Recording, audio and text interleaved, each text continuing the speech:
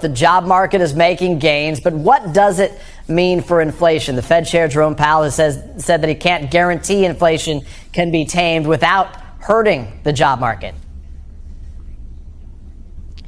Well, I think today's numbers show that our economy and this job market has a lot of resilience in it, even in the face of the Federal Reserve taking the tough steps that they are likely to take to try to tame inflation. I mean, Peter, there are a number of milestones here that people really should note.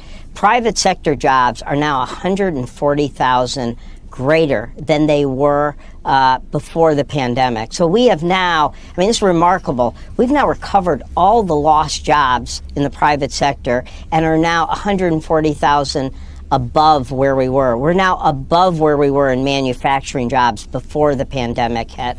Black and Hispanic unemployment, which took 6 years to recover after the Great Recession, have now returned to the levels they were. So it's very important for me to understand that, of course, we totally understand, as the president said, there is global inflation everywhere in the world, and we have not been spared. And for a family in the United States, the fact that it's happening everywhere, or it's a global phenomenon, is little comfort when they're at the gas line or the grocery line. But the fact that so many people are working, the fact that we have such a large number of people back at work, making sometimes a little more higher wage, the fact that they have a little more household savings, all of these things also do point to a certain degree of resilience in the economy.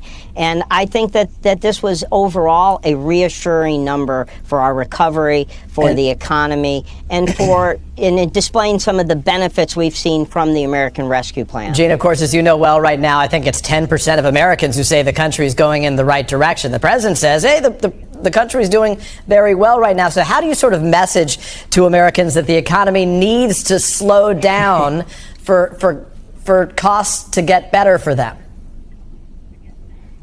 Hey, I've been around for a long time now, and I will tell you, even in the best of economies, even in the best of job markets, when gas prices are going up, it makes people unhappy. I understand why. When groceries are going up, when people are seeing eggs get near $3 a dozen, it makes people unhappy. We all understand that. I think what we have been trying to say, though, to the country a little bit is that we have had record job growth. We have had these massive drops in unemployment. Of course, you're not going to have 500,000 jobs every month forever. You're not going to have 372,000 jobs forever. But what we are saying is that the strength in this recovery, the strength of the job market, the strength in the number of people that are working, we think positions us well to make that transition to more balanced growth with lower prices without giving up all of the gains that we've had, even in the face of, again,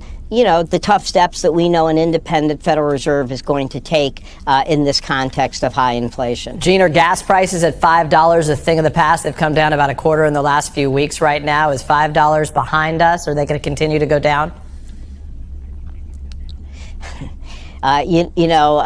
White House people who play forecasters, often regret that. What I'd say is that it's nice to see it come down 25 cents in such a quick amount of time. But it also shows that when the president called for a federal gas tax holiday and asked states to call for a a gas tax holiday, where a lot of places that would lower prices 50 cents a gallon, now you see prices are down 25 cents. You could get some refinery capacity back down. You see almost 3,000 gas stations around the country are below $4. So look, it's better to see it moving down. If we could take some of these steps, if the Republicans in Congress would work with us on lowering the gas tax, on reducing prescription drug prices, which is always a major price issue for particularly senior Americans, we could help, and it could make a real difference in the pocketbooks of Americans who, even in the face of strong jobs and even in the face of wages, of course, don't like to give back some of that in higher prices at the gas pump. To be fair, not just Republicans, but certainly plenty of Democrats, too, who have opposition to the gas tax holiday that the president proposed. But let me ask you broadly, because the White House early on said that inflation like this would be transitory. That was the word that now haunts a lot of excuse me, folks at the White House. So what do you say to those critics who say, given the White House got that wrong, how can we trust them to get it right now? Peter, let's be fair. That was virtually the unanimous view of the entire global economic community, all of the major banks that have economic forecasters.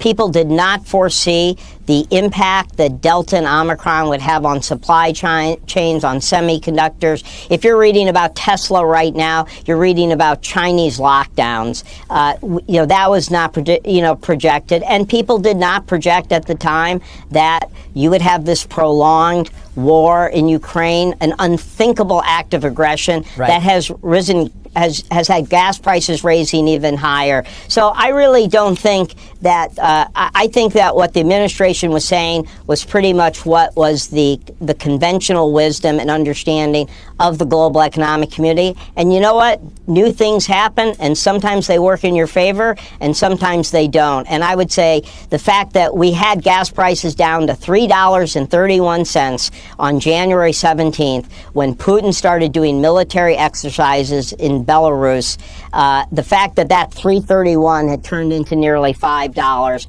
that wasn't something we projected. Gas prices had actually come down from November into January. But, that's, President understands we have to deal with the world as it is, and there's not a silver bullet on gas prices, but what we've pledged and what we're doing, from the SPR relief to the gas tax holiday to pushing for higher refinery capacity, is to simply let the American people know we're doing everything we can, and that the combined effect of several of these things can be meaningful.